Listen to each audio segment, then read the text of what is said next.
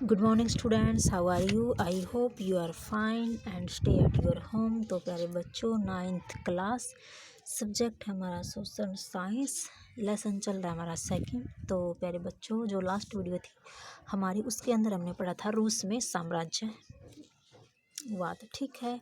तो उस जो आज का हमारा स्टडी पॉइंट है वो है पहला विश्व युद्ध और रूसी साम्राज्य। मतलब जो पहला विश्व युद्ध है और जो रूसी साम्राज्य है उसके विषय में आज हम पढ़ेंगे। तो स्टार्ट करते हैं। पहला विश्व युद्ध और रूसी साम्राज्य।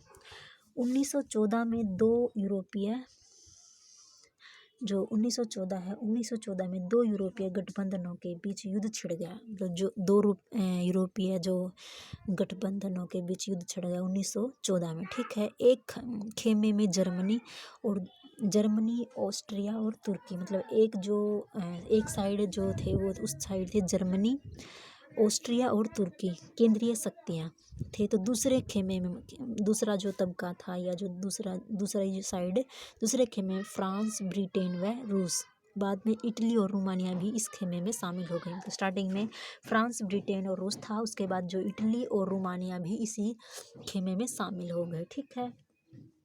इन सभी देशों के पास विशाल वैश्विक साम्राज्य थे, इसलिए यूरोप के साथ साथ यह युद्ध यूरोप के बाहर भी फैल गया। मतलब जो ये दोनों खेमे थे, इनके पास विशाल मतलब साम्राज्य थे, इसलिए जो ये यूरोप के साथ साथ जो यूरोप के पास के जो देश थे उनके अंदर भी ये फैल गया, ठीक है। इसी युद्ध को पहला विश्व युद्ध कहा जाता है। मतलब जो ये युद्ध है इसी को बोला गया है पहला विश्व युद्ध। इस युद्ध को शुरू में रूसियों का काफ़ी समर्थन मिला। मतलब स्टार्टिंग में जो रूसी थे उनका इसे काफ़ी समर्थन मिला। जनता ने जार का साथ दिया, जार जो राजा था उसका साथ दिया। लेकिन जैसे जैसे युद्ध लंबा खिंचता गया, जार ने डयूमा में मौजूद मुख्य पार्टियों से सलाह लेना छोड़ दिया। मतलब जैसे जैसे युद्ध लंबा होता गया तो जार ने क्या किया, जो डयूमा के अंदर जो मौजूदा पार्टी थी, मुख्य जो पार्टी थी, विशेष पार्टी, उनकी सलाह लेना छोड़ दिया। उनके प्रति जन समर्थन कम होने लगा। जन समर्थन, जो जनता का समर्थन था वो कम होने लगा। जर्मनी विरोधी भावनाएं दिनों दिन बलवती होने लगी। जो जर्मनी विरोधी भावनाएं थी वो दिनों दिन बढ़ती गई। जर्मनी विरोधी भावनाओं के कारण ही लोगों ने सेंट पीटर्सबर्ग का नाम बदलकर पेत्रोगार्द रख दिया। मतलब जो सेंट पीटर्सबर्ग था उसका नाम उन्होंने चेंज करके क्या रख दिया, पेत्रोगार्द, ठीक है, रख दिया। क्योंकि सेंट पीटर्सबर्ग जर्मन नाम था, मतलब ये जर्मन का नाम था। जारीना जार की पत्नी महारानी, जो जारीना है वो जार की पत्नी या महारानी, ठीक है। अलेक्सांद्रा के जर्मन मूल का होने और उसके घटिया सलाहकारों, जो उसके घटिया सलाहकार थे, खास तौर से रासपुतिन नामक एक सन्यासी ने राजशाही को और अलोकप्रिय बना दिया, ठीक है।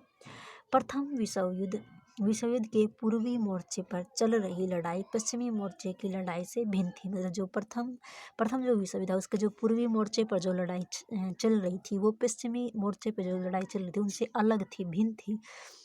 पश्चिम में सैनिक पूर्वी फ्रांस की सीमा पर बनी जो खाइयों से लड़ाई लड़ रहे थे, जबकि जो पूर्वी मोर्चे पर सेना ने काफ़ी बड़ा फासला तय कर लिया था। इस मोर्चे पर बहुत सारे सैनिक मौत के मुंह में जा चुके थे। सेना की विजय ने रूसियों का मनोबल तोड़ दिया, ठीक है। 1914 से 16 के बीच जर्मनी और ऑस्ट्रिया में रूसी सेनाओं को भारी पराजय झेलनी पड़ी। मतलब उन्हें भारी पराजय झेलनी पड़ी। 1917 तक 70 लाख लोग मारे जा चुके थे। पिछली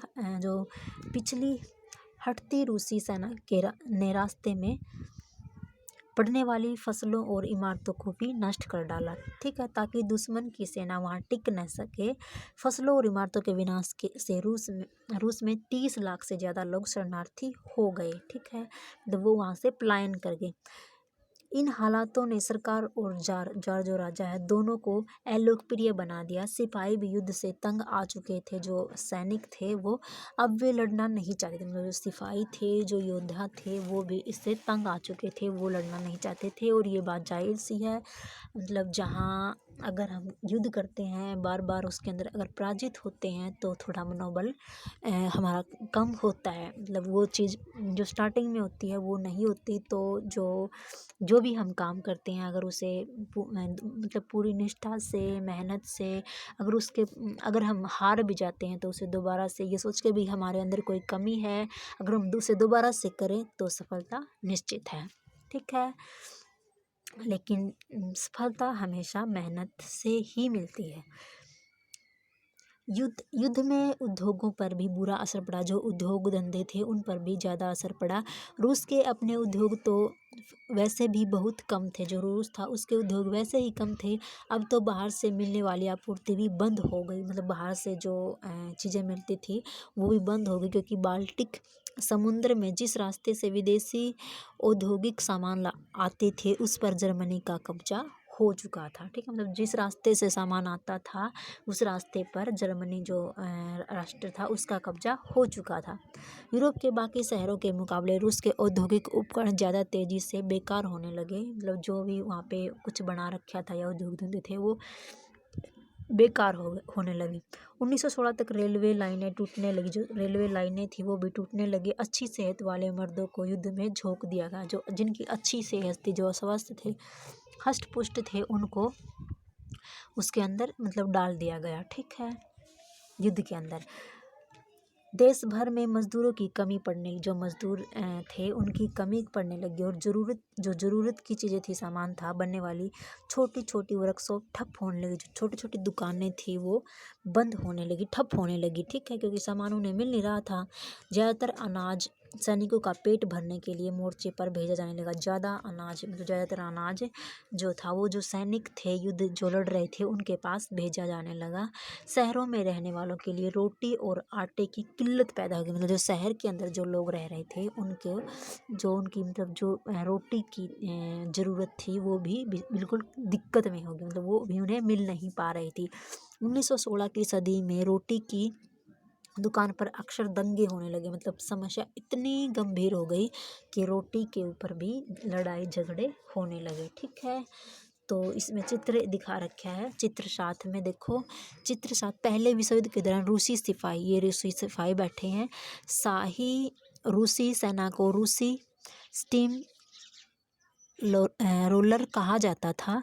यह दुनिया की सबसे बड़ी शस्त्र सेना थी। जब इस सेना ने अपनी निष्ठा बदलकर क्रांतिकारियों को समर्थन देना शुरू कर दिया तो जार की सत्ता भी ढह गई। मतलब इतनी बड़ी सेना थी ये, अगर ये तो जिसका समर्थन करेगी तो जीत जाहिर सी बात है, निश्चित है। तो प्यारे बच्चों, ये था हमारा जो प्रथम विश्व युद्ध था उसके विषय में। नेक्स्ट जो वीडियो है उसके अंदर पढ़ेंगे। तो आज के लिए इतना ही। धन्यवाद।